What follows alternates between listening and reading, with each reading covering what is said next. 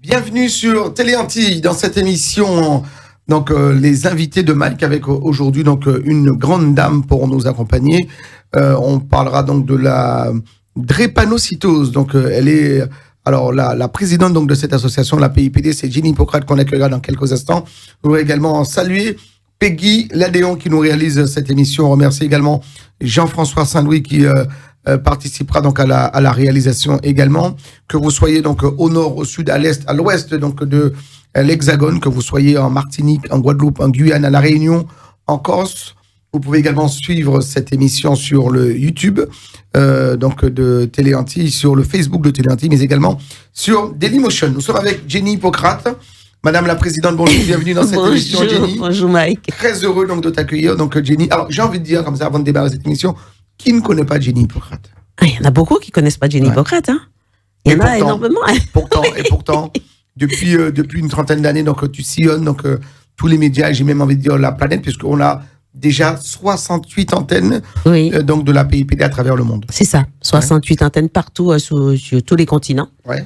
Et donc, c'est une grosse association aujourd'hui hein, et qui continue d'enfler. Je pense que effectivement, un jour, tout le monde entendra parler de la PIPD et surtout de ce combat contre la drépanocytose. La drépanocytose, ma soeur Jenny. Alors moi, je voudrais qu'on revienne un petit peu sur l'incipit, enfin le début de l'histoire, parce que j'avais comme l'impression que c'était une maladie c'était une maladie des Noirs. Et puis finalement, avec le temps, on s'est rendu compte que tout le monde est concerné par la drépanocytose. Dès le départ, puisque j'ai beaucoup voyagé, j'ai dit maintenant, il y a plusieurs drépanocytoses. Il y a une noire, il y a une blanche, il y a une rouge. On trouve un foyer hyper important en Inde. Tout le pourtour de la Méditerranée est touché par la drépanocytose. Et évidemment, surtout l'Afrique subsaharienne. Bon, on peut dire que on a vu le gène muter, parce que c'est une mutation des gènes, en Afrique subsaharienne, en Afrique de l'Ouest. Donc, c'est une maladie africaine. Mais ce qu'il faut savoir, c'est que l'Afrique, c'est quand même le berceau de l'humanité. Donc, tout vient de là. Mais vraiment, les foyers ont progressé et ont circulé. Et partout dans le monde, par rapport au métissage, au brassage des populations, aux Antilles, drépano, et pour cause, il y a eu traite négrière, donc dans les cales des bateaux au même titre que les esclaves. Donc la drépanocytose, c'est comme je dis, une sorte de poulpe-ça.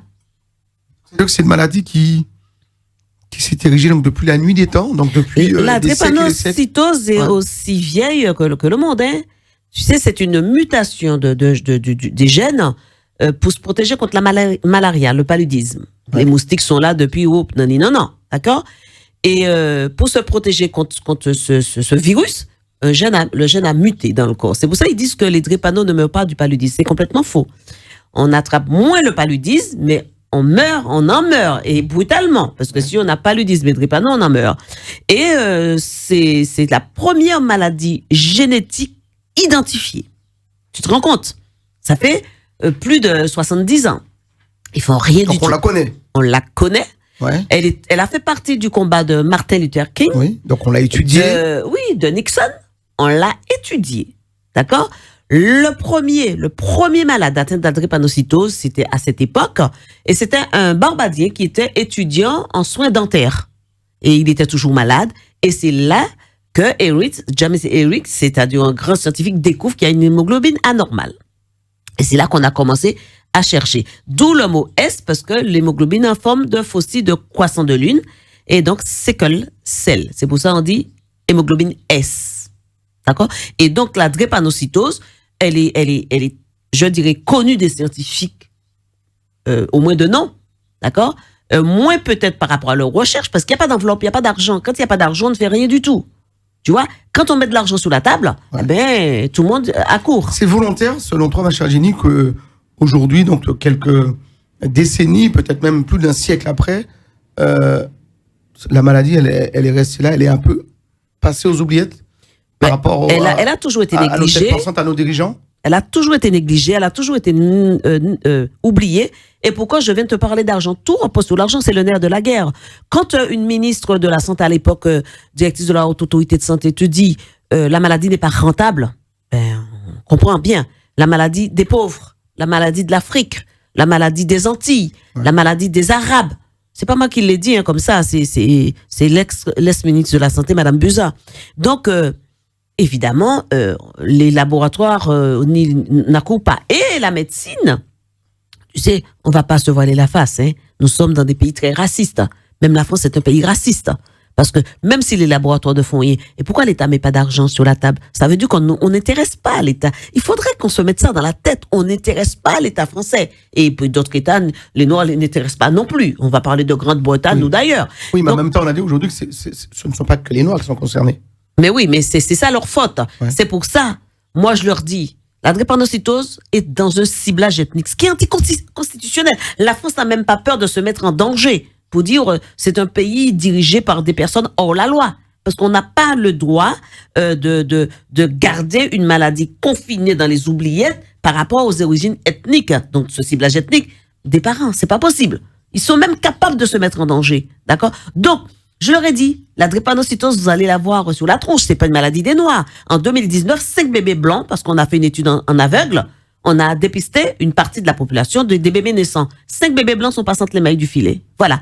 Non, blanc, non, au départ, on ne les aurait pas dépistés. Mais là, c'est l'Institut Imagine avec le professeur Marina Cavazana qui a décidé de faire ça. Et voilà, il y avait des bébés blancs entre les mains. Donc, le combat, c'est pas pour les entiers. Je suis pas une communautariste. Je me bats pour tout le monde. Une population qui va être décimée par une maladie qui arrive au galop, la drépanocytose. Et si on ne fait rien, ma chère Jenny? Eh bien, il ne nous restera que nos yeux pour pleurer. Ouais. Les épidémiologistes ont très peur. En 2050, ils prédisent mais une sorte de génocide, une sorte de pandémie. Ça va être très grave. Et c'est ce que je dis. Je ne serai peut-être pas là pour en parler, mais ils vont dire Génie avait peut-être raison, bien que déjà, j'entends, Génie avait raison. 2050, c'est dans 27 ans. Dans très oui, peu de temps, j'espère que je vais être là quand même, mais bon. C'est nos enfants, donc nos petits-enfants. Enfin, oui, mais donc, tu sais, nos enfants, nos petits-enfants, nos arrière-petits-enfants. Ma mère n'a pas eu d'enfants malades de la drépano. Combien de petits-enfants et d'arrière-petits-enfants qu'elle en a aujourd'hui, je crois 7 ou 8. Tu vois, c'est des générations. C'est une maladie génétique, ça veut dire héréditaire, et dans laquelle un enfant ne peut être malade que si les deux parents ne sont porteurs de ce gène anormal. Mais quand tu sais, les jeunes qui font des enfants aujourd'hui ne demandent pas la nature de l'hémoglobine. Hein? À la limite, ils vont dire je suis du groupe sanguin, au plus déjà, ils ne savent même pas, mais la nature de l'hémoglobine. C'est pour ça qu'il faut faire un dépistage massif de la population. Il faut que toute la population soit dépistée pour savoir qui est qui et pour qu'on puisse arrêter la drépanocytose. Alors, avant de parler donc de dépistage et donc de donner également donc la démarche à suivre, mesdames, messieurs, donc avec Jenny Hippocrate qui est notre invitée aujourd'hui dans cette émission, les invités de Mike. Moi, c'est choquant d'entendre dire que c'est une maladie qui ne génère pas d'argent. C'est une maladie qui ne... Je sais pas, il faut aujourd'hui qu'on ait une maladie. Alors, on a vu la Covid-19 arriver donc en 2020, donc fin 2019, début 2020. Un an après, on avait un vaccin. Mais oui. Eh ben oui, parce que, évidemment... et là, il y a du chiffre, il y avait des chiffres. Il y a du chiffre, il y a beaucoup d'argent. Hein? Cependant, je vais parler tout à l'heure d'un laboratoire qui a créé un vaccin, Pfizer, je vais en parler tout à l'heure. Mais il y a beaucoup d'argent derrière. Hein. Moi, je dis, je le répète, l'argent, c'est le nerf de la guerre. Il ne faut pas se voiler la face. Quand on va dire, ah oui, Jenny, elle parle que d'argent, mais c'est ça. C'est ça, quand il n'y a pas de rentabilité, quand il n'y a pas d'argent, ben, ça n'intéresse personne. Bon, les laboratoires pharmaceutiques, ils vont créer des soins, des médicaments palliatifs, des antidouleurs, des antalgiques, des trucs qui vont faire modifier un petit peu l'hémoglobine, mais tu vas pas être guéri. Ou sinon, il y aura en plus des effets secondaires. Mais si les États mettait, puisque nous sommes en France, la main à la poche pour dire, bon, on va financer, par exemple, l'Institut Pasteur, ça c'est l'État. On va financer d'autres grandes, comment je veux dire ça, d'autres grosses agences comme ça de l'État pour pouvoir trouver un médicament. Je suis persuadée qu'ils l'auraient déjà trouvé. Ouais. Parce que les laboratoires, ils l'ont déjà trouvé, mais ils vont pas le donner. Ouais. Parce qu'ils seront... Ils l'ont pas fait pour la Covid. Hein? Ils l'ont pas fait pour la Covid, ou ils l'ont raté pour la Covid. Qu'est-ce qu'ils ont raté? Ils ont raté le vaccin, en tout cas en France. Je ne sais pas s'ils ont raté. On va pas débattre de ça. Ouais. Je ne sais pas s'ils ont raté leur vaccin. Ouais. Néanmoins, ils ont fait leur beurre. Il y a beaucoup d'argent. D'accord? C'est ce qui les intéresse, c'est bien ce que j'ai dit. Même s'ils sont là pour le peuple, parce qu'il y a des labos qui aident quand même des associations, ils sont là aussi pour le peuple. Mais ils ne sont pas là pour guérir. On a, avec les laboratoires, droit, on a accès aux soins, mais on n'a pas accès à la guérison. Nous, ce qu'on veut, après 117 ans de découverte, qui est accès à la guérison. Je suis sûre que si c'est une maladie comme la mucoviscidose des Blancs, on connaît l'hémoglobine anormale, tout a été identifié, on connaît. C'est la seule vraie maladie génétique pour laquelle on sait tout. 11e chromosome, on sait tout de la drépanocytose. Elle serait presque la mère des autres maladies génétiques. Pourquoi on ne fait rien? Eh bien, il faut se poser ces questions-là. Ouais.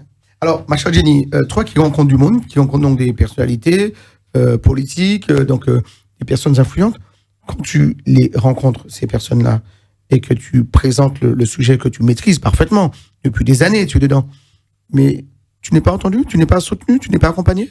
Bon, je suis écouté, mais ça ne veut pas dire que quand on écoute, on a entendu. Puis il y en a certains qui vous écoutent d'une oreille ou qui n'ont pas d'oreille du tout, qui adoptent la posture des 3 petits singes. Je ne vois rien, je ne dis rien, je n'entends rien. Hein, qui sont à la mode du petit dessin animé, oui, on va tout faire. Et puis, en sortant dans le couloir, moi qui ai l'oreille très très fine, j'entends, mais de toute façon, elle se met le doigt dans l'œil. Hein. De toute façon, on ne fera rien pour la drépanocytose, ça ne nous intéresse pas. Ça, je l'ai entendu. Et très souvent, à l'époque, j'entendais de toute façon, son fils va crever, pourquoi il vient nous faire chier comme ça, quoi. J'ai entendu ça aussi. Ça? Ah, si. Ouais. Et mon fils, qui était tout petit à l'époque, hein, avec lequel j'ai écrit un ouvrage, parce que c'est lui qui m'a dicté, on l'a fait à 4 mains, il m'a raconté, il avait perdu son identité, il était le petit négro de la chambre d'à côté, drogué à la morphine. De toute façon, il va crever, sa maman viendra faire du scandale ici, on n'en a rien à cirer. De toute façon, il va falloir que se mette dans la tête que son fils va mourir. Déjà, la voix qui m'a appelé au téléphone pour me dire votre fils est atteint de la forme la plus grave de la drépanocytose. Qu'est-ce qu'elle m'a dit? Il faut pas l'aimer, il faut pas le cajoler. De toute façon, il mourra avant l'âge de 5 ans. On entend ça pour son enfant qui a 9 mois. Eh bien, soit on pète un câble ou soit on part en guerre. Je suis partie en guerre contre la maladie et contre aussi ces brebis galeuses qui sont au bout du fil. Néanmoins, je n'ai pas de satellite, j'ai pas d'âme sophistiquée, j'ai un cœur rempli d'amour. D'accord? Mais ça ne suffit pas un cœur rempli d'amour. Mais ça m'a permis quand même de parcourir le monde, plus de 100 pays. Où j'ai quand même essayé d'attirer l'attention des chefs du gouvernement, des rois, des chefs d'État. Je pense que, oui, il y en a beaucoup qui m'ont entendu, d'ailleurs, qui ont sorti la drépano de ciblage ethnique dans certains États, comme les États-Unis. Il y en a pour lesquels je ne m'attendais pas à être invité, à être décoré, comme Albert de Monaco, par exemple. Donc, il a entendu. Même s'il n'y a pas de drépano sur son territoire, par exemple. Mais c'est vrai on ne sait pas. Apparemment, il n'y en a pas. Ouais. Parce que moi, j'y vais souvent, il n'y en a pas. D'accord? S'il y en a un qui vient de temps en temps, mais il ne va pas rester là parce qu'il faut quand même des soins adaptés. Hein. Non, mais tu le disais, peut-être que la drépanocytose... ça, c'est les porteurs. Tu me parles des porteurs. Je suis porteur, mais on ne le sait pas. Mais oui, on est porteur. Mais je te parle des malades. Quand on est malade avec les crises... Tu sais, la drépanocytose, c'est 4 grands symptômes dominants. La douleur, qui est la hantise des malades et des familles, sont des douleurs indescriptibles. Hein. Mon fils me disait, c'est comme si un marteau-piqueur qui me casse les os. C'est comme si j'ai le diable faire chaud, un tsunami dans le corps. Deuxième grand symptôme, l'anémie. Une personne lambda vit 13-14 grammes d'hémoglobine. Une personne drépano, c'est la moitié. En plus, elle peut déglobuliser lors d'une crise, donc elle meurt. C'est pour ça que je fais appel aux donneurs de sang. Et d'autant plus que nous, on a un phénotype particulier. On peut recevoir du sang que de donneurs noirs, nous les noirs. Tu vois ça, c'est compliqué. Troisième grand symptôme, c'est l'infection. Et c'est la première cause de mortalité. Comme j'ai dit, un petit rhume ne te fera rien du tout, mais va tuer un drépano. Avec des fois des méningites, des septicémies, ce qu'on appelle les infections à pneumocoque. Et quatrième grand symptôme, c'est ce qu'on appelle les CVO aigus, crise vaso-occlusive. Donc, arrêt cardiaque, AVC, ulcère varique, angiopathie, surdité. Partout, il y a du sang. Parce que, en fait, l'hémoglobine est rond, biconcave, comme un CD, ça passe dans les vaisseaux, les capillaires, les tout petits vaisseaux comme les cheveux. Mais dans le cas de la drépanocytose, ils sont en forme de fossiles, de croissant de lune. Et quand ils essayent de passer, ils bloquent comme ça, puisqu'ils ont des dents, ils se rigidifient et ils bloquent la circulation sanguine. C'est comme si le camion se renverse sous le périph', on ne peut plus passer. Et qu'est-ce qui va se passer? C'est le globule rouge qui ramène l'oxygène dans les organes principaux. Mais comme il n'y a pas d'oxygénation, le malade va commencer à souffrir. Et à déglobuliser, à casser ses globules parce que la rate, elle va devenir gourmande. Elle va en prendre. Un globule normal, chez une personne normale vit 120 jours, chez un drépano vit 20 jours. Donc la rate, elle va commencer à devenir gourmande, elle va prendre. Elle n'aura pas le temps de filtrer puisque c'est l'organe filtreur. Ce qui fait, elle va grossir, ça s'appelle une splénomégalie et elle risque d'imploser, tuer le malade. Et là où on a eu blocage, il y a thrombose. Je vais te dire un truc. Un vaisseau cassé, fracturé, ne se répare jamais. Ça veut dire que quand quelqu'un a fait, 300, 400 crises dans son vie, il va perdre ces vaisseaux-là. Ça ne va pas être réparé. Donc, la personne va toujours être un peu bancale. Tu vois? C'est une saloperie. Et les gens ont peur des mots. la drépanocytose tue beaucoup de nos jours, ou sinon laisse invalides, laisse handicapés avec les AVC, les syndromes thoraciques. Des fois, il y en a beaucoup qui n'ont pas de vésicule biliaire, des ostéonécroses au niveau de la hanche ou de la clavicule. Tu avais dit, tu perds, il faut mettre une prothèse. Mais c'est une saloperie puisque ça touche les vaisseaux. Et dans le corps, partout, il y a des vaisseaux. Donc, ça touche tout le corps. Et la morbidité excessive, c'est pas seulement les douleurs. Il y a aussi l'aspect social. Fatigabilité, absentéisme à l'école, absentéisme au niveau du travail, d'accord, des fois moquerie, même si ça reste un handicap invisible, mais des fois c'est visible parce qu'il y en a qui font de l'ictère des yeux, les yeux très très jaunes, il y en a qui ont un gros ventre, alors pour ceux-là, ils sont identifiés, eh ben, on les appelle Halloween, on les appelle la poste, tu vois, tu es encore moqué, mais c'est en plus cette fatigabilité où tu peux pas. Alors c'est pour ça que je demande aux personnes drépano de faire une démarche de situation handicap pour que les chefs d'entreprise que nous formons aujourd'hui puissent mettre un binôme au travail. Parce qu'il est vrai que quand tu vas être souvent absent, tu vas gêner aussi. Donc moi, je protège et les entrepreneurs, enfin les chefs d'entreprise, et nos malades. Donc c'est super important. C'est pour ça qu'on est partout sur le terrain pour faire de la sensibilisation, mais de l'information, de la pédagogie autour de la maladie. Donc c'est un gros combat, c'est un gros challenge.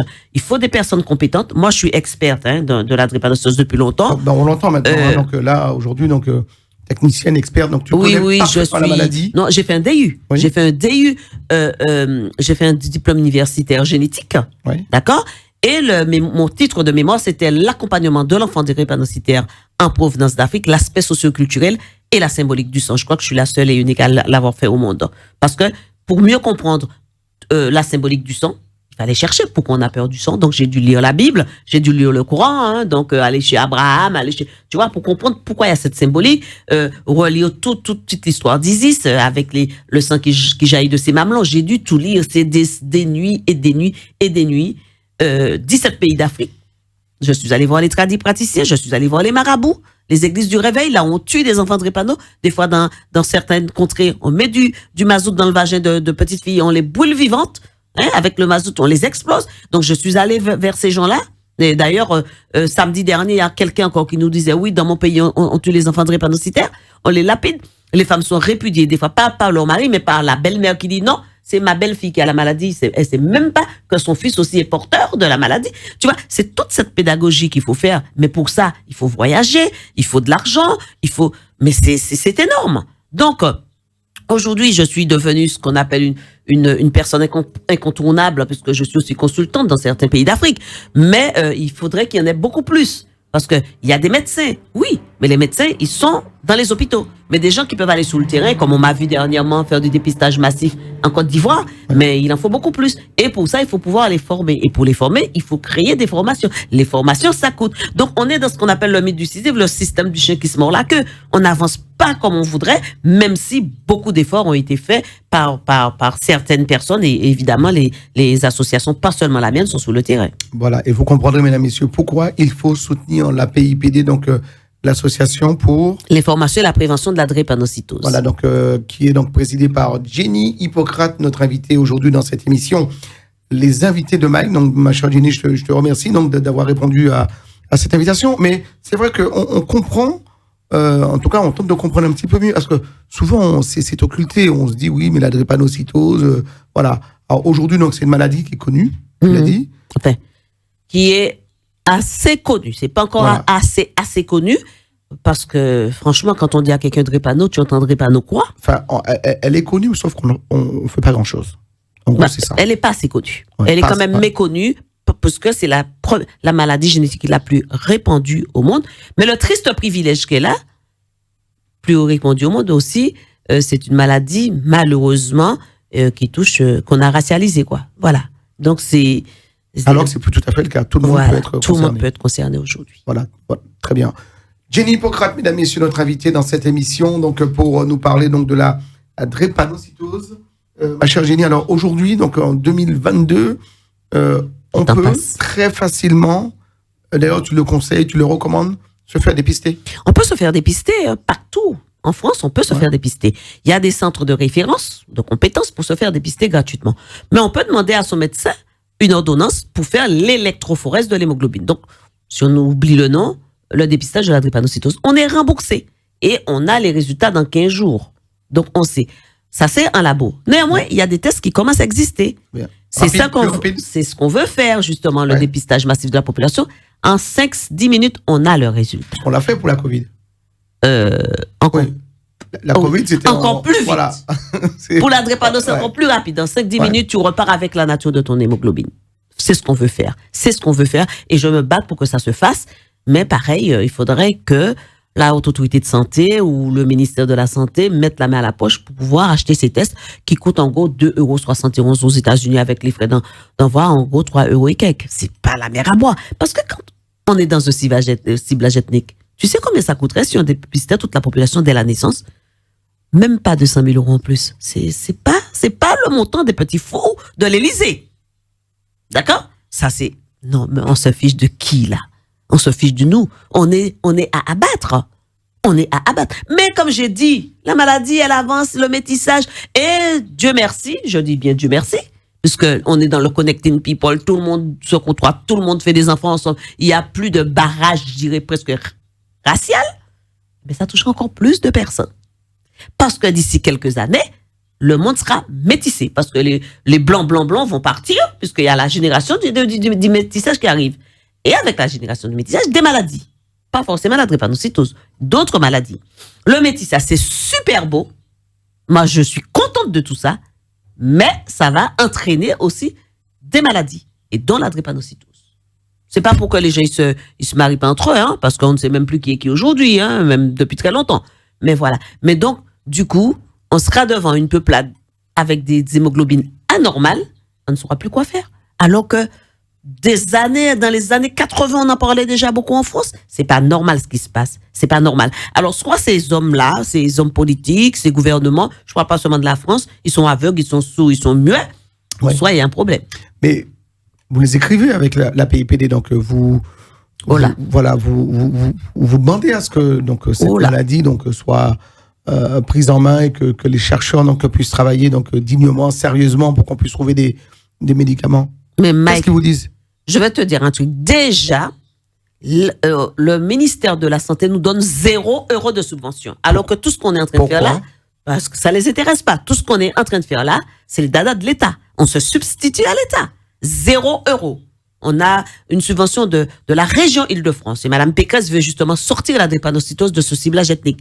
Pour elle, qui est anticonstitutionnelle, c'est pas normal. Pour nous aussi, évidemment. La mairie de Paris, un petit peu. Le ministère des Outre-mer, très peu. Donc, on a 5 000 € de la mairie de Paris, 12 000 € cette année du ministère des Outre-mer, 80 000 € de la région Île-de-France. C'est tout. Sur un prévisionnel de plus de 500 000 €, ça veut dire qu'il faut qu'on quémande. On se mue en mendiant pour aller demander aux gens. Tu peux pas faire le spot pour nous. D'ailleurs, tu es bien passé pour le dire, Téléanti me fait des spots. D'accord? Les voix. Parce qu'on ne peut pas payer ça.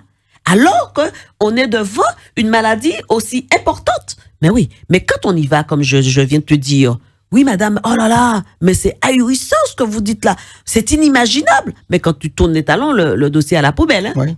Ou bien dans les Combien couilles de et ministres des... de la Santé tu as rencontré? Mais je les ai tous rencontrés depuis 30 ans. Ouais. Depuis 30 ans, Et je les ai rien, tous rien n'a rencontrés. bougé, pas Rien. un centime, Rien. pas d'accompagnement. Ben, pour te dire, on devait faire un colloque international à l'UNESCO. J'ai demandé, le délégué interministériel m'a beaucoup aidé.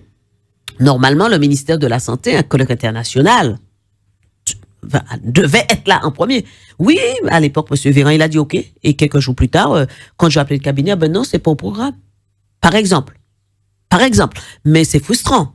Et moi, tu te dis, mon Dieu, mais qu'est-ce qu'il faut que tu fasses encore? Est-ce qu'il faut que tu rentres là-bas et qu'on appelle la police, qu'on a déjà fait pour moi? Ils ont déjà appelé les vigiles pour mettre à la porte. Hein? On a fait des happenings dans la rue. Ça veut dire qu'on est descendu à côté de l'hôtel de ville, déployant nos drapeaux, drépanocytose, cassant un match de tennis pour se faire entendre. Et la police vient te chercher. Évidemment, je suis la patronne, entre guillemets. Qui on emmène en premier? C'est la patronne. Tu vois? Mais c'est souvent ça. On a fait du sitting, on a fait du bedding auprès du ministère de la Santé dans le temps. On est descendu dans la rue en 2004 avec les malades, sans autorisation, puisqu'ils ne voulaient pas nous la donner. Donc, j'ai pris les malades avec les médecins, on est descendu dans la rue, et c'est là qu'on a vu quand même les CRS sont venus pour nous accompagner. Mais il faut du culot. Tu te dis, là, tu n'as plus rien à perdre, on te met en prison, tant pis. Mais tu sais que tu t'es fait voir. Même une fois, j'avais interpellé un ministre important que je ne vais pas nommer, eh ben, c'est passé dans des gags sur une chaîne nationale. C'est passé dans les gags. Ils ont même pas dit, elle l'a interpellé, mais c'est du n'importe quoi. Tu vas faire du micro-trottoir, tu demandes Drépano, tu entends Drépano quoi? Oh, j'ai entendu. Il y en a même qui ont dit c'est la famine. Il y en a qui ont dit, mais c'est du n'importe quoi.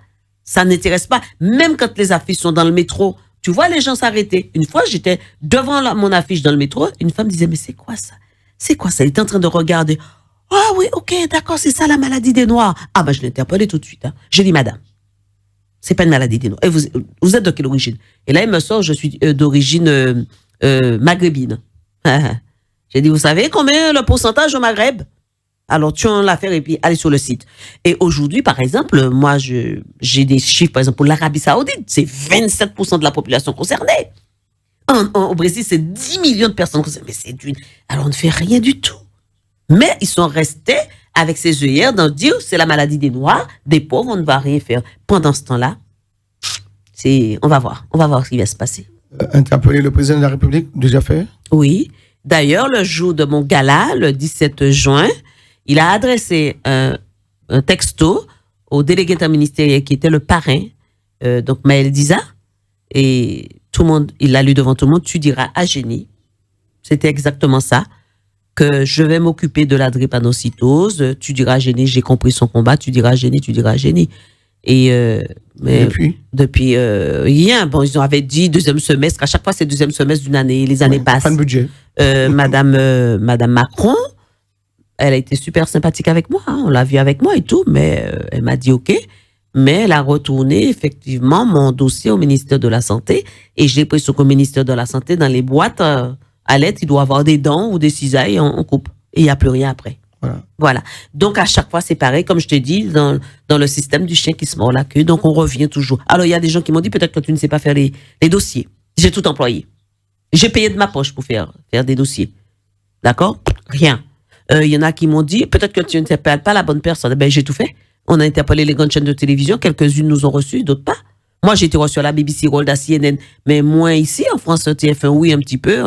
France Télévisions, avec qui on a un deal, je ne me vois pas sur les plateaux de France Télévisions, même si on a un deal pour de répaction. Ou d'autres grandes chaînes. Tu vois? La journée mondiale on parle de la journée du tricot. La journée, je sais pas moi, des protections hygiéniques. On ne parle pas de la journée mondiale de la drépanocytose le 19 juin, mais c'est du n'importe quoi. Ça veut dire que ça n'intéresse personne. Et là, j'envoie mes communiqués. Ils font pas on ne ressent pas les communiqués. Mais ça arrive, on balance ça. Voilà. Donc, que faut-il faire? Alors, on me disait, oui, si une personne importante est atteinte ou est touchée, peut-être que ça fera... Mais Miles Davis était drépanocytaire, qu'est-ce que ça a fait? T-Boss des TLC aux États-Unis. Il y a de grands qui sont drépanocytaires. En allant chez Eva Longoria et à l'époque mariée à Tony Parker, elle me dit, I have sickle cell. Je dis, quoi? Elle est porteuse de la drépanocytose. C'est le Texas. Parce que, évidemment, il y a beaucoup de mélanges. Voilà. Mais qu'est-ce qu'on a fait? Rien. Elle en a parlé après. Rien. Tu vois? Effectivement, si tous les grands sportifs se mettaient, ceux qui... Les sportifs qui ont été touchés, qu'on l'a mis un petit peu à l'écart, mais ça peut toucher tout le monde aujourd'hui. Ça peut toucher tout le monde. Ouais. Oui, on a vu la Sana Diarra, on a vu le tennisman Joe Tsonga, on en a vu d'autres, touchés, et beaucoup de grands sportifs sont porteurs de la maladie. Ça, il faut le dire. Parce que quand on est porteur, j'ai l'impression qu'on a encore plus d'énergie qu'une personne pas porteuse. C'est vrai. Et non, moi, je me rappelle, j'avais interpellé un grand footballeur à l'époque. Il m'a dit, moi, ça m'intéresse pas. Parce que si je viens vous aider, on va croire que j'ai la drépanocytose. J'ai dit, vous n'êtes pas porteur par hasard. Il a tourné le dos. C'est des choses comme ça. Mais c'est tous ces gars-là. Il y en a quelques-uns avec nous quand même. On avait Frédéric Piquion qui a fait un travail extraordinaire. On a vu Thuram avec nous. On en a vu d'autres. Mais ceux qui sont en poste. Alors aujourd'hui, je vais t'apprendre quelque chose. Nous avons un parrain. Grand sportif. Thomas Lemar. Ouais. Voilà. Il rentre avec nous. Et là... joueur de l'Atlético de Madrid. Oui. Et j'ai eu son père, il m'a dit, Thomas viendra pas faire de la figuration à la PIPD. Thomas viendra parler de la drépanocytose, mais il faut qu'il soit un peu formé. Mais avec les matchs, c'est difficile. Donc là, on est en pourparlers avec lui toujours. Son équipe était présente au Gala de Charité, donc on va continuer. Mais c'est pour nous une belle ouverture. Surtout, c'est un jeune. Il a quoi, 25-26 ans. Donc, en âge de procréer. C'est un grand footballeur. aimé, admiré. Il a joué, je crois, en équipe de France aussi une Oui, fois. il joue en équipe de France. Donc, il est voilà. sélectionné. Il est sélectionné. Ouais. Donc, je pense qu'avec lui, s'il pouvait ramener les autres, et il l'a dit lui-même, pareil que son père, je ne veux pas faire de la figuration. Je veux aider la PIPD. Donc, on verra. Voilà. Et pour ceux qui veulent aider aujourd'hui directement, concrètement, qu'est-ce qu'on peut faire? On peut aller sur notre site, apipd.fr, on fait un don. Ou sinon, on prend une adhésion, 23 € l'an. C'est pas beaucoup. Et on reçoit directement le reçu. Alors, ceux qui ne reçoivent pas le reçu, je ne sais pas pourquoi, mais l'OASO envoie le reçu directement. On fait un don. Et quand on fait un don de 50 €, en fin de compte, on a payé 35 € parce qu'on est déductible de 65 € au niveau des impôts. D'accord? Et ça, les gens ne le savent pas aussi. Donc, on ne dépense pas 100 €, on dépense 35 €, en gros. Donc, oui, pour ça, il nous faut. Ou sinon, on a besoin d'autres bénévoles. On a besoin de comment je vais dire ça, des personnes qualifiées. Là, ça me monte à la gorge, parce que notre informaticien est mort du Covid. Donc, du coup, on a besoin d'un autre. On a une femme qui arrive aujourd'hui, mais on a besoin, parce qu'il fait plein de choses. On a besoin d'un informaticien, en sachant que nous sommes tous des bénévoles. On a besoin de notre comptable. Il y en a 2, 3, mais qui sont débordés à force de faire des demandes par-ci, des demandes par-là. On a besoin de comptable. On a besoin de petites mais, et on a besoin un peu de tout le monde pour faire. Parce que on est 150 millions de personnes concernées. La PIPD, c'est 20 000 bénévoles, donc il manque beaucoup de bénévoles. Voilà, 20 000 bénévoles à travers le monde entier. À travers le monde, on est 68 2700. Ouais, on est 2700 en France. En France. Et dont 507 exactement en région parisienne. Très bien. Donc, un siège à Paris et puis d'autres petites antennes en siège à Paris, des antennes en région parisienne, 93, 92, 77, 78, 95. On a des antennes partout en région. D'accord. Et puis Montpellier, Nice, enfin, Rhône-Alpes, on a partout. Et on a un PIPD Martinique qui existe, mais avec un président. Maintenant, oui, c'est un président. Donc, c'est à PIPD aussi, puisqu'il y a quand même la maison mère, puisque moi, j'avais créé une antenne et ce qui s'est mué en vraie association, c'est ce que je veux, que les associations, les antennes se muent en vraie association pour me dégager un peu, parce que c'est du boulot, hein, même pour les antennes. Hein. Je te dis, je passe des heures et des heures au téléphone. Alors, on sait que tout récemment, tu étais sur le continent africain. Tu étais donc en Côte d'Ivoire. C'est ça. Là, que tu racontes un petit peu. Tu es resté combien de temps là-bas? Qu'est-ce que 10 tu jours. as vu? 10 jours. Alors qu'est-ce que tu as fait? Voilà, on a fait un dépistage en masse. Donc, on est allé dans les villages. On a fait 2000 km dans la brousse. À travers les terres, ouais. Et c'est compliqué, hein, parce que c'est dangereux. Hein. Moi, je dis, il y a pas, quand les 4x4 tombent dans un trou, c'est pas un nid de poule, c'est un nid de dinosaure. Hein. C'est pas évident. Mais on était aidés. Quand on est arrivé sous le sol, on n'était pas du tout aidés par le gouvernement. En moins d'une journée, hein, j'ai interpellé tout le monde, on était aidés par le gouvernement. Et c'est ça notre force en Afrique, parce que les gouvernements me connaissent. Donc, mais c'est la PIPD qui a quand même financé ces tests-là. Et ça nous a fait, on a dépisté à peu près 2-3 000 personnes. On a trouvé 15% de personnes concernées. Tu te rends compte? Et on n'est pas allé dans les villages où il y a le plus de consanguinité. Là encore, il y a encore plus. Et donc, le but, c'était de faire un plaidoyer, ce qu'on a fait, pour qu'il y ait un centre de référence. Et donc, on a rencontré les Libanais, ceux qui ont de l'argent, et tous, ils sont partants. Bouygues, ils sont tous partants. Enfin, des gens qui travaillent pour Bouygues sont tous partants pour nous aider à créer ce centre. Voilà, mais c'était beaucoup de travail. Le dépistage, le test, on ne le connaissait pas. Donc, on a une formation de moins de 2 heures. C'est oui, moins de 2 heures de formation. Il faut savoir lire. Oh, c'est pour ça qu'on me voit beaucoup sur des photos en train de lire. Mais oui, je lis le résultat. Et j'avais cette double casquette, évidemment, parler aux gens, mais surtout l'annonce diagnostique. Et là, je suis tombée parce que, enfin, quand je suis tombée, ça m'a fait tellement mal. On a une jeune fille de 16 ans qui venait d'avoir un enfant. Et c'est moi qui devais lui dire l'enfant est malade. Et connaissait pas la DREPA. Donc, on avait quand même un traducteur. Mais le problème, c'est qu'ils ne comprenaient pas non plus tout ce qu'on disait, puisque avec leur langue là-bas, donc expliquer c'était pas évident. Mais on a fait un travail titanesque. On a pu répertorier ces malades pour pouvoir les orienter vers un centre qui a bossé avec nous, donc qui a pris toutes ces personnes en urgence sans payer, parce qu'il faut payer. Il faut payer. Tu arrives pour un test, avant c'était 300, 3000, enfin ça veut dire 30 € français. Où ces gens-là, ils vont prendre 30 € pour faire un test, puisque leur salaire pour quelqu'un qui touche un bon salaire, c'est en gros 120 €. Tu te rends compte? Donc, on a pu faire ça et on va continuer ce combat-là. On était déjà allé en Guinée pour faire de la sensibilisation en Guinée. Et là, je dois repartir rapidement au Niger. On va continuer. Mais le but, c'est de faire cette sensibilisation en Martinique, Guadeloupe, Guyane. Donc voilà. Et puis alors, en Afrique, tu as été partout en Afrique ou alors Je ne sais plus quel pays j'ai pas fait en Afrique. Même les pays où la guerre, Rwanda, Somalie, j'y étais. Il y a des antennes partout de la PIPD? Non, pas dans tous les pays, parce que malheureusement, des fois, c'est compliqué. Hein? C'est compliqué même pour tenir une antenne. Hein? Mais on a des antennes au Mali, on a au Sénégal, au Cameroun, en Guinée-Conakry, on a à Brazzaville, à Kinshasa, on a au Togo, au Bénin, enfin ce qui me vient en tête comme ça, en Somalie, au Rwanda, en Érythrée, on a une belle antenne aussi là-bas. Voilà, on a des antennes un peu partout. Partout où j'ai mis les pieds, il y a une antenne. D'accord. 68 antennes, ça va se répandre encore? Oui, parce que là, on va continuer. Là, on vient de créer l'antenne de Los Angeles. On avait Boston, New York. On a créé Los Angeles. On a l'antenne Brésil à Bahia. Ouais. On a dans la Caraïbe, on a Porto Rico, on a Saint-Martin. On a une antenne au Venezuela. Ce qui implique, tu as compris, qu'il faut savoir parler des langues. Oui.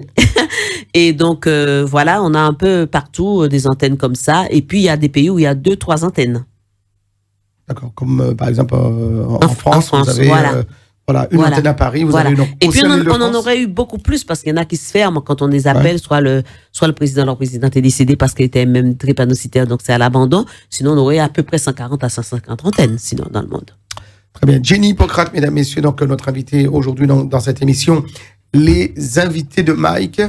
Donc, si vous souhaitez prendre connaissance, vous rapprochez, vous souhaitez donc vous rapprocher. Il n'y a pas de petit don, hein. 1 euro plus 1 euro, c'est un drépano qu'on sauve. Hein, on peut donner ce qu'on veut alors. On donne ce qu'on veut. Ouais. On donne ce qu'on veut. C'était là où mon fils. On peut donner sur le site directement. Oui, enfin oui, puisqu'il y a Hello Assos, tu peux donner, ou sinon PayPal. Ouais. Ou sinon tu envoies un chèque. Il y a tout sur le site, l'adresse où tu envoies le chèque. Et tu recevras évidemment ton reçu fiscal. D'accord. Et c'est déclaré. Hein. Ça veut dire qu'on a quand même fait les démarches au niveau des impôts. Tout est en règle. Hein. Donc, il n'y a pas de problème. Très bien. Et tous ceux qui payent ou qui donnent, ils veulent vérifier la comptabilité, il n'y a aucun problème. Tout est clair. Tout est clair. On leur envoie en un clic la comptabilité. Ouais. Et quand il y a assemblée générale, tout le monde repart avec bilan financier, bilan moral, rapport d'activité, les rapports d'exécution. Tout le monde part avec un package. Il y a tout dedans. Voilà, il n'y a rien à cacher. Un bilan annuel tous les ans? Tous les ans, un bilan annuel. Tous les ans, et même quand il y a Covid, c'était en visio, on a fait notre assemblée générale. Tous les ans. À ça, c'est pour moi, c'est incontournable. C'est là qu'on va mettre les choses au point avec notre conseil d'administration, avec le bureau, le comité d'éthique, le comité scientifique, le conseil juridique. Là, tout va être sur la table. D'accord. Voilà ce qui va pas, voilà ce qui est... Oui, pour moi, c'est incontournable ce moment-là. Tout le monde peut donner. Quand je dis tout le monde, est-ce que donc toute personne phisique peut donner, mais également personne morale, les sociétés, bien sûr, les associations, bien évidemment, les associations nous aident. Hein, d'ailleurs, en France, on travaille avec 350 associations qui nous aident, communautaires, culturelles. Il y en a qui payent leurs cotisations, il y en a qui donnent un peu d'argent. Si. Et il y a des sociétés qui donnent un peu d'argent. Hein, sinon, on ne pourrait pas avancer.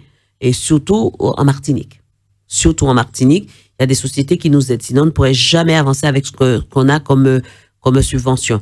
Et j'ai oublié de dire que la CTM nous donne 50 000 € aussi pour travailler en Martinique. Voilà, la collectivité territoriale de la Martinique, donc, présidée donc, par le Serge Letchimy. Donc, il y a les structures, donc les collectivités, les mairies qui peuvent donner, donc tout le monde... Tout le monde peut donner. Tout le monde peut donner. Ou sinon, si la mairie ne veut pas donner, mais elle organise une manifestation dans sa mairie, dans sa commune, et elle finance. Il y a beaucoup de communes qui ont fait ça. D'accord. Ah oui, ça c'est super important pour nous. Et quand je me déplace beaucoup en province, c'est pas la PIPD qui paye, c'est les communes, les mairies qui nous invitent et elles financent tout, y compris mon voyage. Très bien, donc voilà. Et quand on me voit partout dans le monde, on a évidemment des partenariats avec des agences de voyage, notamment des compagnies aussi, billetdescoutes.com. Au Voyage Antillais, on l'a fait aussi avec eux. Et on était avec une compagnie, maintenant on est avec Corsair, qui nous offre non seulement des billets pour nous, pour les bénévoles, pour les artistes quand on va en Martinique, mais aussi, et là, ils me l'ont dit, ils vont pouvoir mettre sur les vols la bonbonne d'oxygène qu'on paye encore sur certains vols. Et ça va être gratuit. C'est gratuit. Donc c'est bien, donc petit à petit, l'oiseau fait son nid, dit-on. Voilà. Ah, mais il faut les convaincre. Ouais. Et j'ai pas eu beaucoup à convaincre au Corsair depuis leur vraie reprise. Mais quand même, depuis le début, ça a quand même été ton cheval de bataille. Aujourd'hui, donc, être convaincu par Jenny Hippocrate, c'est beaucoup plus facile que... quelqu'un d'autre. Ouais, c'est quand même compliqué, Mike. C'est ça. Les gens me disent, tu toques, on t'ouvre, c'est pas vrai. Comme je te dis, il faut défoncer. Et des fois, on a même l'impression qu'on les embête. Ouais. Quand on dit, voilà ça, oh, elle fait chier avec sa drépanocytose, elle peut pas parler d'autre chose. Parce que c'est vrai que j'ai quand même, T'imagines, ça avait été quelqu'un d'autre à la tête donc de la structure, de l'association? Elle tiendrait pas. Mais tu sais quoi? Je suis très, très triste. On a eu notre réunion la semaine dernière et mon équipe qui me disait, on ne sait pas qui va te remplacer. Si t'arrive un truc. J'étais très triste parce qu'on a des têtes pensantes. Ouais. On a beaucoup de masters, plus.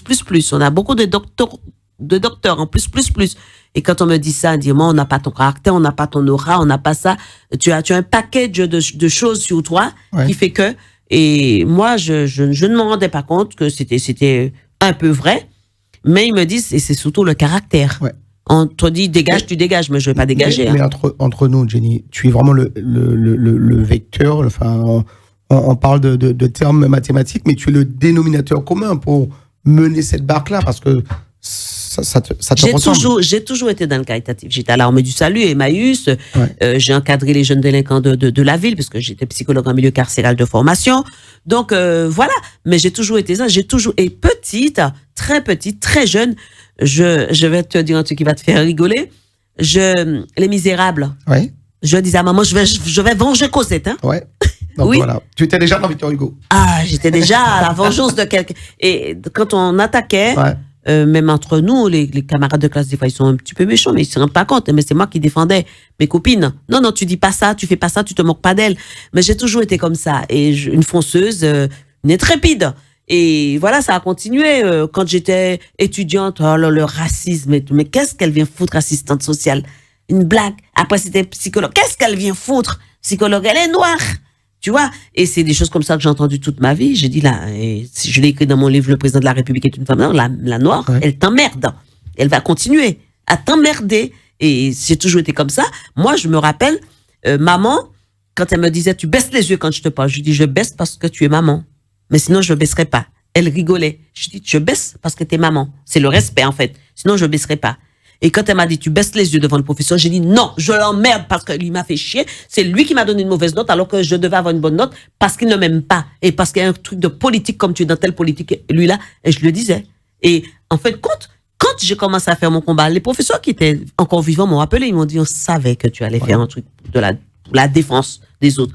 Mais ça, aujourd'hui, ça me fait rigoler. Mais c'était comme ça. Ah oui. Mais j'ai toujours dit non. Tu sais quoi?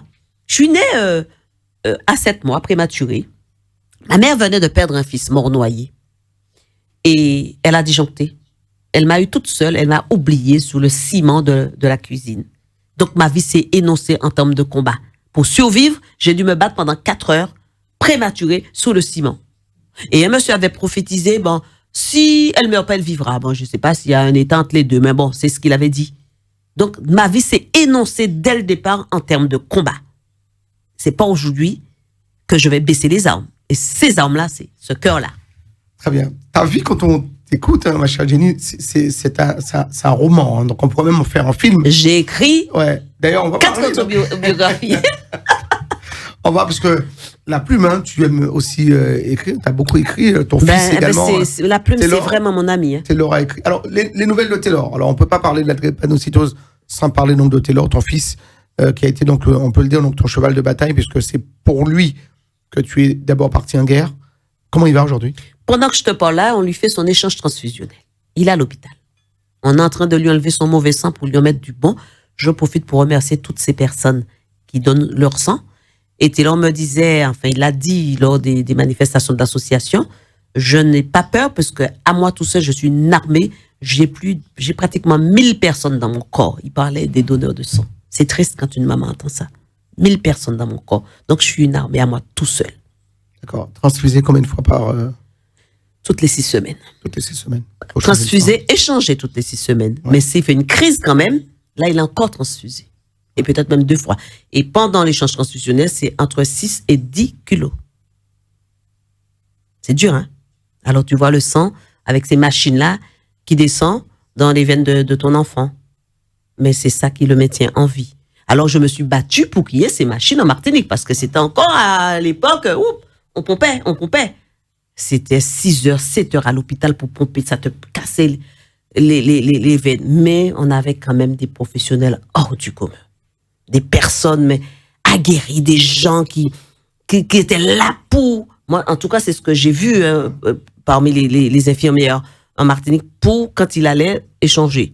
Mais quand on rentrait dans certains services, eh ben, c'était la guéguerre. Parce que c'est des incompétents, des gens qui ne connaissent pas la maladie. Et là aussi, donc on sortait d'un service où c'était bien, on rentrait où...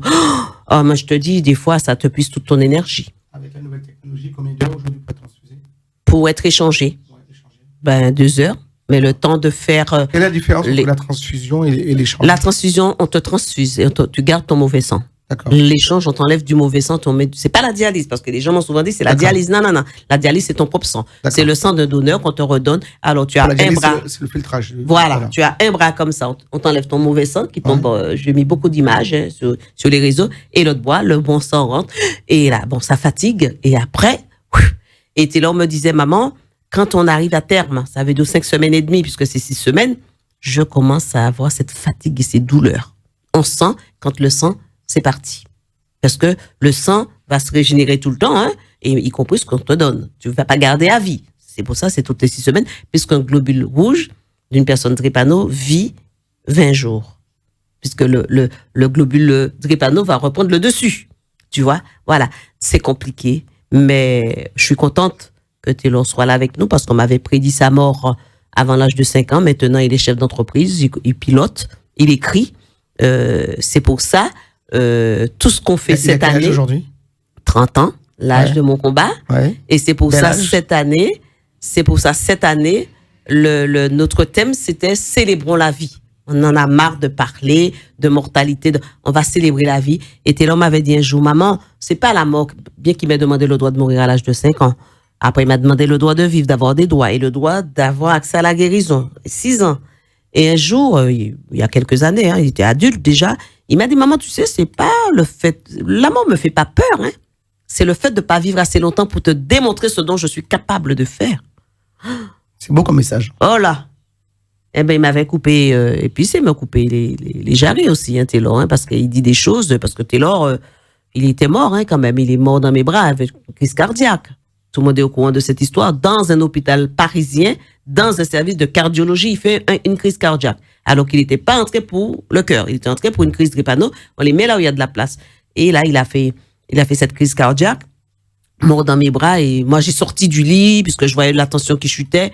J'ai eu le réflexe d'arrêter la perfusion parce qu'il a fait un choc anaphylactique à un médicament. Donc, un choc, le médicament, comment ça, il a fait une réaction allergique. Je le sors, j'essaye de faire monter, je crie au secours, on m'entend pas, parce que les infirmières prenaient leur café et Taylor était sortant le lendemain, et je crie, et là, il s'éteint, je vois, la barre, et là, je peux te dire, il avait 9 ans, je peux te dire que c'est quelque chose. Massage cardiaque? Ah, mais ça n'avait pas marché, parce que j'avais déjà commencé le massage cardiaque, et mon mari était allé garer la voiture, il rentre au même moment, et puis je le regarde, et il reste bloqué, il bouge plus. Il me regarde et je crie au secours. Je dis, va chercher. Et là, je prends mon poing de rage. Je lui balance un coup de poing dans la poitrine et je sors une ineptie. Je lui dis, Taylor, si tu meurs, je te tue. Et là, je tombe sous les fesses parce que le cœur, voilà. Et c'est pour ça qu'il dit, ma mère m'a donné la vie 2 fois. Il le dit toujours.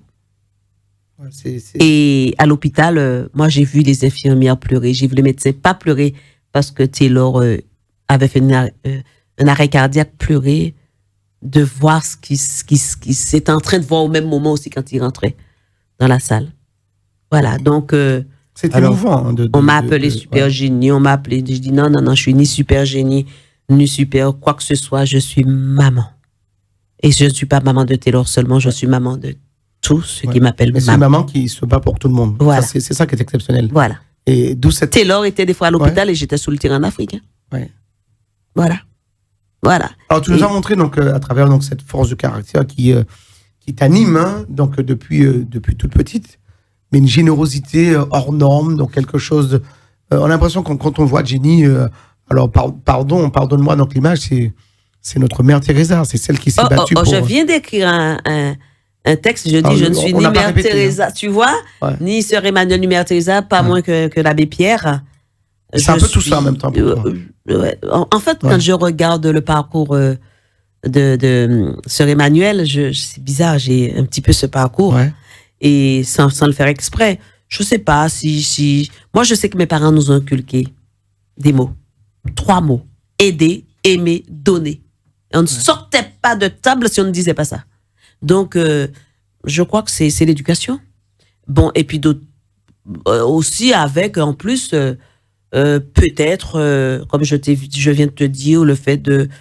Peut-être un enfant ressent. Parce que même un fœtus ressent des choses. Est-ce que je me suis dit, ma vie était déjà foutue, j'étais déjà morte. C'est pour ça, souvent, je dis, plus l'annonce diagnostique de la maladie de Taylor par téléphone me disant qu'il faut pas l'aimer, il faut pas le chouchouter, il faut l'oublier, il faut pas prendre mon fils dans les bras. Ils avaient déjà associé son nom à la mort. Taylor, mort. Et je me suis dit, non, il faut que je fasse mentir la science, il faut que je fasse mentir cette voix off qui m'a raconté des conneries, il faut que je fasse mentir le mauvais sort, il faut que je fasse mentir tout ça, parce que la vie est quand même belle. Puis moi, je sais pas, mais peut-être que c'est une mission tout bonnement, enfin un vrai sacerdoce en tout cas. Mais tout un chacun a une mission sur Terre, et je pense que c'est la mienne. Je sais pas si j'ai écrit un livre, pourquoi m'a-t-on choisi? Je ne sais pas si c'est peut-être dès le départ, j'ai été choisie pour ça. Peut-être, qui sait? En tout cas, j'ai la foi en ce que je fais, j'ai la foi en l'homme, j'ai la foi au génie humain d'ailleurs, et j'ai la foi même en ceux qui sont les plus méchants, les plus, je sais pas, mais les plus durs, les plus méchants. Je me dis qu'au fond d'eux, il y a une part d'humanité qu'il faut aller chercher. S'ils peuvent pas l'exprimer, il faut aller chercher. Et comme j'ai cette faculté de sonder les cœurs, c'est ce que les gens ils disent, parce que je voulais être cardiologue d'ailleurs, je te le dis en passant, je voulais être chirurgienne cardiaque. Je vais chercher et je vais sonder les cœurs pour pouvoir ramener quelque chose de positif, pour faire battre le cœur, battre la vie. Et pour moi, la vie, c'est sur Terre, parce que je suis même presque sûre et persuadée que j'ai vécu dans une autre vie. Mais la vie sur Terre, c'est quelque chose d'extraordinaire. Hein. Donc, quand la curiosité me pousse à chercher des choses, je dis, mais la vie est quand même belle, il y a de belles choses. Tu vois? Mais j'ai appris une chose, c'est qu'on peut être très riche sans argent. C'est le cœur. Oui, Taylor me l'a dit, on peut être riche sans argent. Oui, c'est le cœur. C'est pour ça que souvent on me dit, toi, tu devais être riche, tu devais travailler pour... Je ne serai jamais riche d'argent. Je vis au jour le jour. On me voit, tu es toujours bien habillé. Oh oui, mon mari m'habille, mes amis m'offrent des vêtements, je pars dans des trucs que les gens m'offrent. Mais je n'ai pas un compte en banque fourni. Au contraire, très dégarni pour les mauvaises langues. Mais je suis heureuse comme ça. Parce qu'aujourd'hui, ça m'est arrivé de dire, oh là là, j'ai pas un sou. Aujourd'hui, comment je vais faire pour payer mes impôts, la maison et tout. Et brusquement, une amie qatarienne que j'ai pas vue depuis 20 ans me dit, tiens, tu m'envoies ton RIB. Je voudrais bien te faire, pas pour ton association, mais pour toi, parce que je te vois partout et je sais que t'es pas payé. Ça m'est arrivé. Et très souvent. Tu vois? Donc, maman disait un adage qui dit la main qui donne reçoit. Ouais. Alors, moi, j'ai une question à te poser. Est-ce que quand tu, dans cette vie-là qui te transpose, qui te transporte, sur, je peux le dire, hein, à travers le monde entier, sur d'autres cieux, est-ce que spirituellement, voilà, il y a quelque chose qui t'aide? Est-ce que tu t'aides donc justement de la spiritualité pour t'apaiser? Oui. Ouais. Spiritualité, pas forcément de la religion. Ouais. De la spiritualité, oui, puisque je fais de la méditation. Oui. Je suis allée au Tibet. D'accord. J'ai rencontré les moines. J'ai rencontré... Oui. Non, j'ai pas rencontré le Dalai Lama. Non, j'ai rencontré des moines. Non, j'ai pas eu cette chance. J'ai rencontré des sœurs cloîtrées, où je suis restée chez elles, par exemple, à Thiers. J'étais là, je suis restée une bonne quinzaine de jours. J'ai fait du miel, j'ai fait des patates. J'ai rencontré comment je vais dire ça, des prêtres dans des abbayes. J'ai fait beaucoup de retraites. J'ai beaucoup voyagé dans le monde juste pour des pèlerinages, comme l'Égypte, quand j'ai fait la descente du Nil. Mais je suis très attirée en plus par l'Égypte.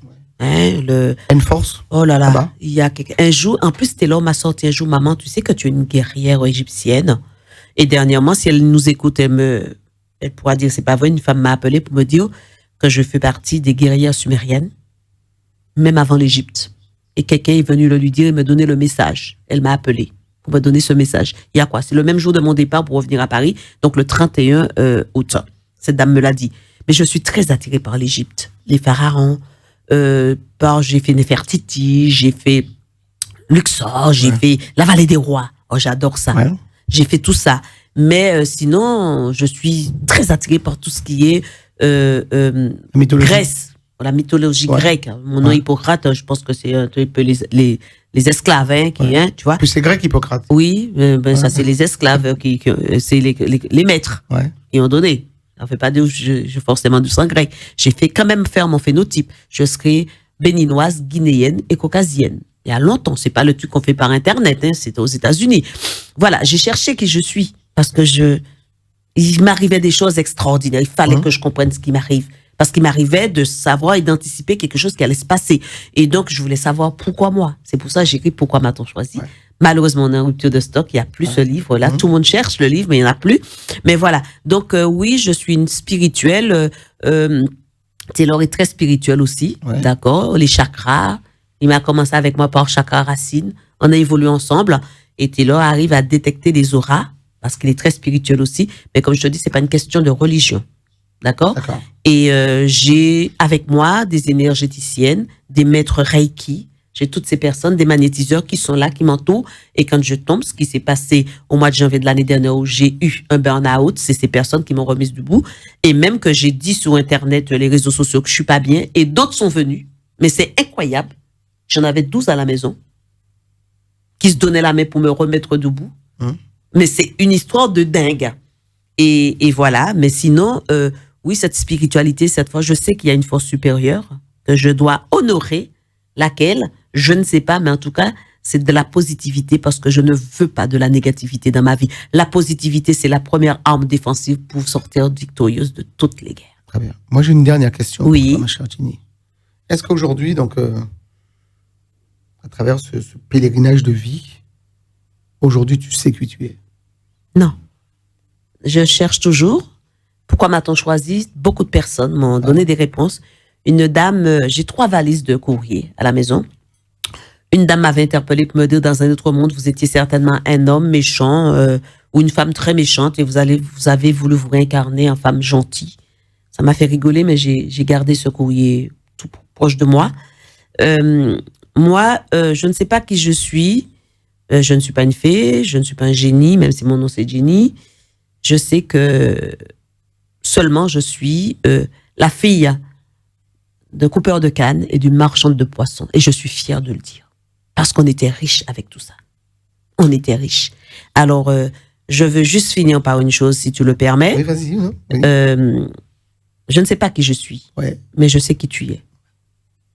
Parce que je sais faire des profils et je suis évidemment psychomorphologue par rapport à la forme du visage en fixant quelqu'un. Oh, c'est pas la peine que les gens viennent venir vers moi pour faire l'hypocrisie. Moi aussi, je deviens hypocrite parce que je rigole alors que je sais que ce sont des hypocrites des fois qui sont en face de moi. Il y en a beaucoup. Il y en a beaucoup. Il y en a beaucoup. Pas forcément des hypocrites, mais des méchants. Ceux qui me lancent des sorts, cérébraux, parce qu'ils peuvent pas lancer de vrais sorts. Je sais qu'à cela que je serai contente. Oui, il y en a beaucoup. Et très souvent, des gens qui ne sont pas très loin, qui vont picorer peut-être dans la même assiette dans laquelle j'ai picoré, parce qu'on est ensemble partout sur des manifestations. Oui. Donc, cela vaut mieux qu'ils gardent leur distance. C'est dur de vivre ça avec ces gens-là. Non, parce que j'ai quand même lu la Bible.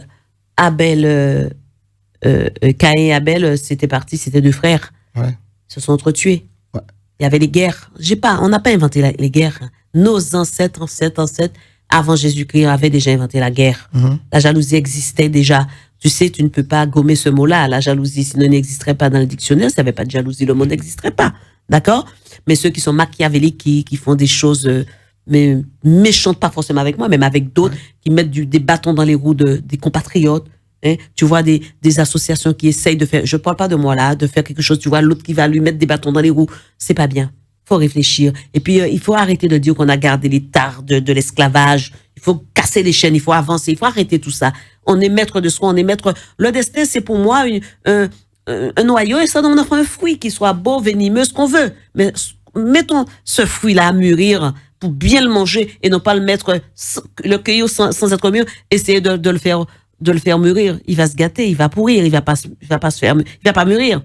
C'est ça que j'aimerais. Je ne vais pas changer le monde, Mike. Je n'ai pas cette faculté, je n'ai pas ça à changer le monde. Mais si ce que je te dis aujourd'hui peut faire changer un seul cœur, ce serait déjà une belle victoire, et grâce à toi.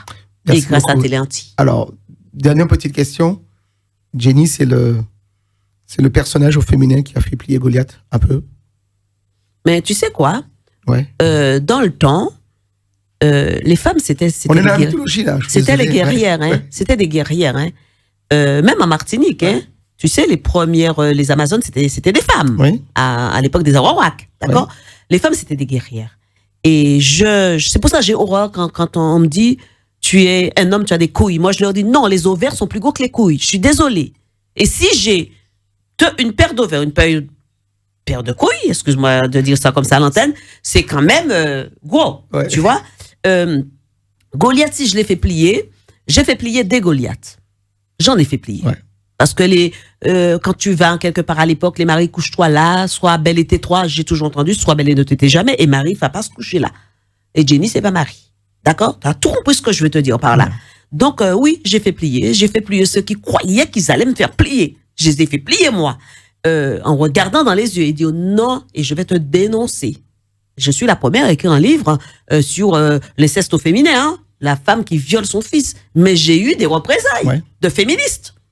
Mais attends. Et puis aussi la fille, Oui, papa mettre son bébé. J'ai été la première à dénoncer les pasteurs, les prêtres, évangélistes ou d'autres. En fait, quand je dis évangélistes, dans l'évangile, pas la religion évangélique, pas ça. Hein, ou des pasteurs ou des marabouts, même des imams. J'étais la première à dénoncer ça dans mon livre, papa aimait trop son bébé. D'accord? Personne ne l'a fait avant moi. Après, mouvement MeToo, tout est arrivé. Et là, je rebondis sur un livre, ce jeune homme qui me demande d'écrire sa vie, violé par sa maman. Mais on m'a dit, mais t'es folle pour écrire ça. On est au mouvement MeToo. J'ai dit, vous voulez de la parité, vous l'avez. Je ne suis pas une féministe. Je suis une personne droite et honnête. Donc, je ne suis pas féministe du tout. Je reconnais quand derrière un grand homme à une grande femme, derrière une grande femme à un grand homme. Et je respecte les hommes, tout comme j'ai respecté mon papa, qui était quelqu'un d'extraordinaire. Je n'ai pas fait plier Goliath, je reviens. Mais je pense que le Goliath que je vise, je vais le faire plier. Très bien. Merci Jenny d'être venue dans cette émission. On a appris plein de choses. C'est vrai que c'était passionnant. Tu n'avais pas envie de me laisser là. Non, mais c'est vrai, vraiment. J'ai pas envie, mais voilà. Donc l'émission qui touche à sa fin. Merci en tout cas. Merci à toute l'équipe de Téléanti. Merci à Jean-François Saint-Louis, Peggy Ladéon pour la réalisation de cette émission, que vous soyez à Lille, au Mans, à Besançon, à Martinique. Je veux dire quelque chose. Hein. Vous êtes une équipe formidable. C'est gentil, merci. Ah non, je vous adore. Tous, Peggy, toi, Mike, Jean-François, tout le monde, parce que déjà, vous me permettez de m'exprimer. Et tu viens quand tu veux. Voilà, mais c'est ce travail de proximité que j'aime beaucoup. D'accord? Il n'y a pas, je ne vais pas inviter un tel, j'ai entendu ça. Je ne vais pas inviter un tel, manque inviter ta lapideux, manque inviter ta la. Mais je vous adore et je vous aime beaucoup. Et longue vie à Téléanti. C'est pas parce que je suis devant toi. Oui, et puis moi, je ne fais pas de sélection, je le dis donc ouvertement. Donc, je reçois tout le monde dans cette émission. Aujourd'hui, c'était donc l'émission donc de Jenny Hippocrate, donc la présidente de la PIPD, mais il y a tellement de titres pour toi, Jenny, que voilà, on va s'arrêter à la PIPD. Alors, on vous le rappelle, mesdames et messieurs. Plus de 100 distinctions. Comment? Plus de 100 distinctions dans le monde. Aussi, il faut le dire. Et non des moindres. Si vous souhaitez donc soutenir l'association, n'hésitez pas à aller sur le site internet. Il y a tout, absolument tout. Vous pouvez donner ce que vous voulez, ce que vous pouvez. Voilà, il n'y a pas de plafond, mais simplement, un seul mot, donner, tout simplement. Merci Jenny. Ça. Et moi je dis merci. Merci beaucoup. Merci d'être venu dans cette émission. À très vite, mesdames, messieurs, sur Téléanti pour une autre émission. C'est la vôtre, hein, les invités de Mike. Aujourd'hui, on a reçu pour vous la grande, très très grande et généreuse Jenny Hippocrate. Merci. Merci à toi.